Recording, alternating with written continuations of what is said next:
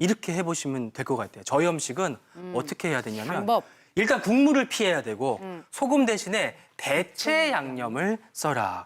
간장을 쓰면 될까요? 아니겠죠? 간장도 짜니까.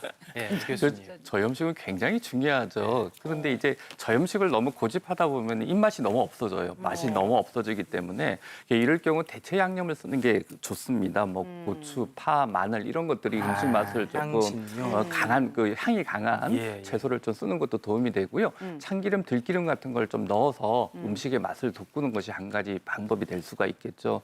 근데 이제 나이가 많아질수록 점점 이 짠맛에 대한 이 그 감각이 많이 떨어지기 때문에 무뎌져요. 자기도 모르게 소금을 넣는 경우도 많기 때문에 맞아요. 그런 것들도 조리 과정에서 반드시 체크해 보시길 권하고 싶습니다. 저는 막 정신없이 막 밖에서 먹을 때 짜게 먹고 나서 이걸 좀 희석되라고 그 다음에 물을 엄청 마시거든요. 그러면 이 몸 안에서 좀 희석이 돼서 좀 신장에 낫지 않을까 싶은데 이런 방법 없던가요? 위 음성이 이렇게 교수님께서. 어떨까요? 이게 손바닥으로 하늘을 가리는 거 아닙니까? 뒤늦게라도 교수님? 물 많이 마시면. 네, 아까 말씀드렸듯이 소금의 절대량이 중요합니다. 그래서 물을 많이 드시는 이유가 절대로 싱겁게 먹는 것을 위해서 물을 많이 드시면 되지 않겠고요. 소금 절대량을 줄여서 짠 음식들을 줄이고 양념 소스를 줄이는 이런 방법들을 선택하시는 것을 권장드립니다. 앞으로 꾀부리지 않고 절대량을 그러니까. 줄이도록 하겠습니다. 조심하세요.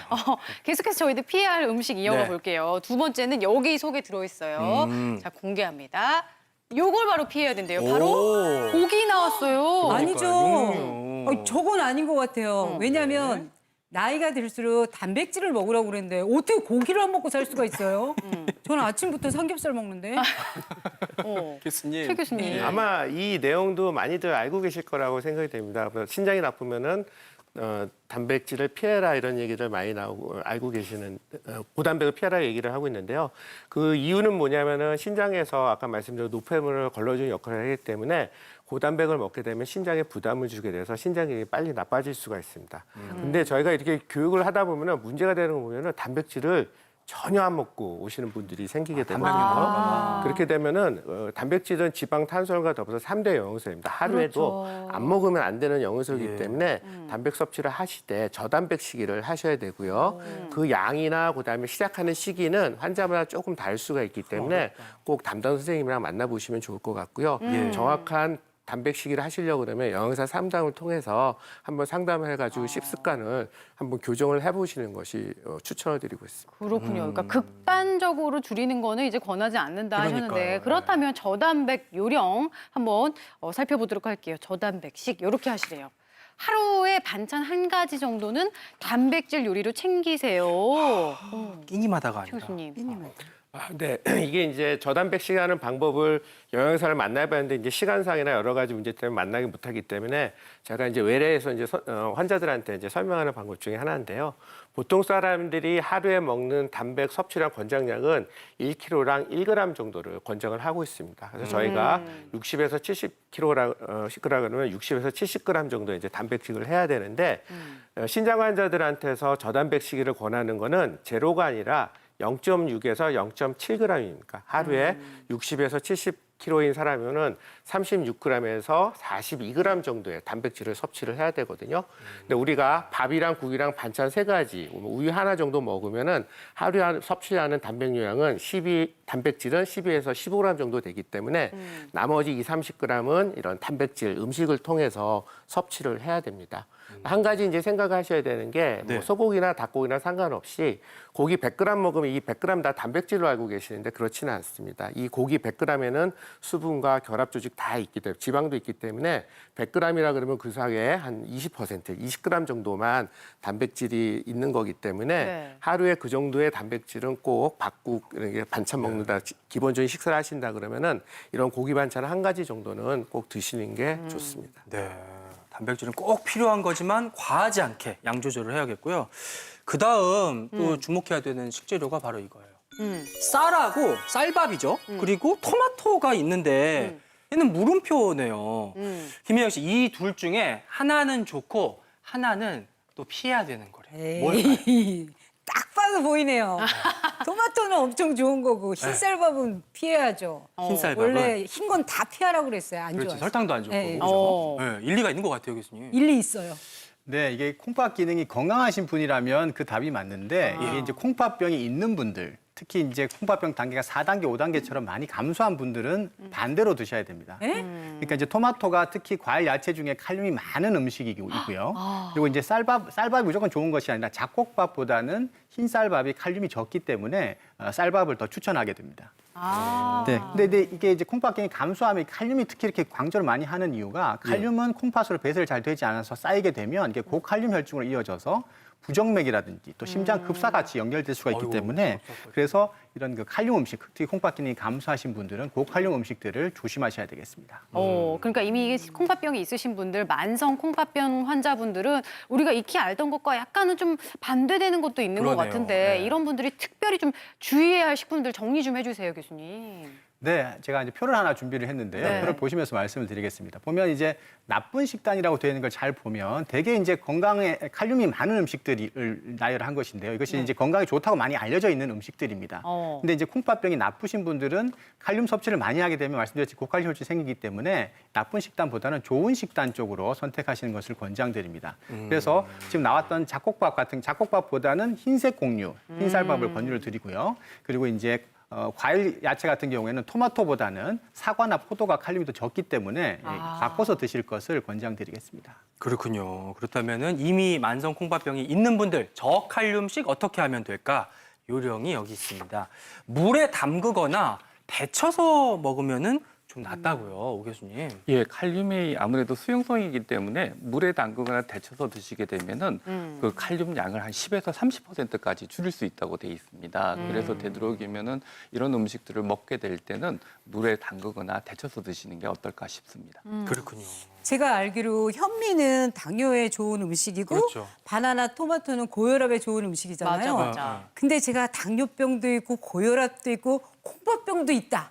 이렇다면 어떤 병을 먼저 맞춰서 식단 관리를 하는 게 그러니까. 좋을까요? 이거 진짜 먹을 게 핵심 없는데 질문 지금 같아요. 어떻게 해야 아주 되죠? 정확한 핵심. 예. 뭐는 뭐에 좋다는 공식보다는 골고루 잘 드시는 게 좋을 것 같고요. 그다음에 세 가지 아까 방금 전에 말씀하셨던 그 질병들을 모두 관리를 해야 됩니다. 네. 근데 거기에 콩팥병이 확실히 생긴다 그러면 아무래도 뭐 설탕이나 이런 단순당을 좀 많이 줄여야 될 것 같고 아까 교수님 말씀하신 대로 단백질 양도 일정하게 유지를 해야 되고 칼륨 섭취를 특히 줄이는 것도 굉장히 중요한 요소거든요. 근데 하지만 이것들은 정말 콩팥병이 진행되고 있는 분들의 이야기고 일반인들은 그렇게까지 관리하실 필요는 없습니다만은 평소에 계속 방송에도 나왔듯이 고혈압, 당뇨병, 고지혈증, 비만, 흡연 이런 것들을 관리하시는 게 사실은 더 중요한 거라고 할 수 있죠. 그리고 계속해서 콩팥 건강을 위해서 피해야 할 음식 마지막 하나 요 안에 들어있습니다. 자, 어떤 게 들어있을까요? 무엇일까? 뚜껑 열어봅니다. 아하, 짜자잔, 요거. 요거 이제 많이들 먹는 예. 콜라. 콜라. 시원하게 아유, 먹는데 요거 이제 당분을 먹지 말란 뜻일까요? 좀 달콤하니까요. 네. 물론 이제 콜라에서 당분이 많기 때문에 네. 당뇨 있는 분이나 비만 때문에도 다 안 좋지만은 이 콜라 안에는 인산이 많이 들어가 있습니다. 인산. 특히 이제 콜라에는 대표적인 이제 가공식품을 갖다가 가져온 건데요. 가공식품에 있는 이는 우리 몸에 흡수가 더 잘 되게 됩니다. 이게 흡수가 되게 되면은 결국은 부갑성 호르몬이라는 게 활성화되고 그렇게 되면은 뼈에 있는 칼슘이 빠져나오게 되거든요. 그러면 뼈도 약하게 되지만은 아까 말씀드린 대로 이러한 칼슘과 인이 혈관에서 석회를 일으켜서 네. 결국은 심장 쪽에 안 좋은 역할을 하게 됩니다. 그래서 이런 음식들을 갖다가 피하는 게 좋습니다. 네, 그러면 저인산식은 어떻게 해야 되는지 한번 볼게요. 가공식품보다는 자연식품으로 꼭 필요하지 않은 약물은 중단해야 된다고요, 오 교수님. 네, 맞습니다. 뭐 인산이 그 콜라, 맥주 이런 데 많지요. 또 가공식품에도 생각보다 많이 들어가 있어요. 가공식품보다 아무래도 자연식품 자체로 드시는 게 어떨까 싶습니다. 또 잘 모르시는 게 있는데 우유나 이런 유제품에 상당히 많이 들어가 있고요. 네. 또 흔히들 드시는 멀티비타민이나 약물에도 상당량 들어가 있는 경우가 많습니다. 그래서 항상 콩팥 기능이 나쁘신 분들은 조심하셔야 되는데요.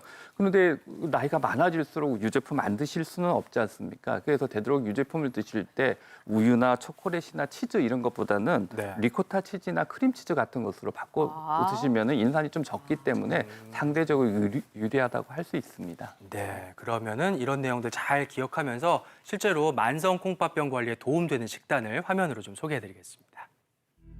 콩팥병 잡는 음식 처방전 알려드립니다. 첫 번째 음식은 저칼륨 식단을 위한 버섯죽인데요. 흰쌀을 씻어서 물에 불려놓고 브로콜리는 물에 데쳐 칼륨 농도를 낮춘 후 썰어줍니다. 많은 버섯들 중에 특히 양송이 버섯에는 칼륨이 다량 함유되어 있어 만성 콩팥병 질환을 갖고 계신 분들은 양송이 버섯은 피해 주셔야 합니다. 1시간 정도 불린 쌀을 믹서에 곱게 갈아줍니다. 그리고 따로 담아줍니다. 다음 참기름을 두르고 불린 쌀을 볶아주는데요. 참기름이 쌀에 배어 고소함이 더욱 강해집니다. 죽을 끓일 때 집에 지어져 있는 밥을 사용하시면 끓이는 시간을 단축시킬 수 있습니다. 버섯과 브로콜리, 양파, 간장 통깨를 넣어주는데 주재료인 표고버섯은 버섯 중에서도 칼륨 함량이 적어 콩팥병 환자에게 도움이 됩니다. 건강한 콩팥을 지키는 표고버섯죽 완성입니다. 두 번째, 저염식으로 만든 김치인데요. 소금 대신 다양한 향신료를 사용하고 설탕, 간장, 식초로 간을 맞추는데요. 소금이 없어도 싱겁지 않게 먹을 수 있겠죠?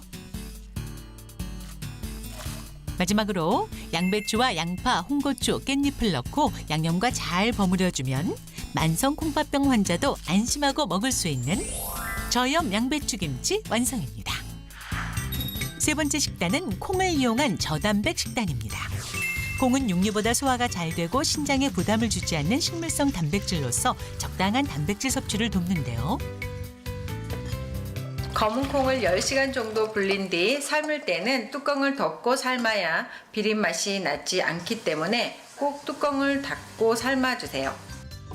삶은 콩이 식으면 믹서에 검은 콩과 우유, 약간의 꿀을 함께 넣어주고 부드러워질 때까지 믹서로 충분히 갈아주세요.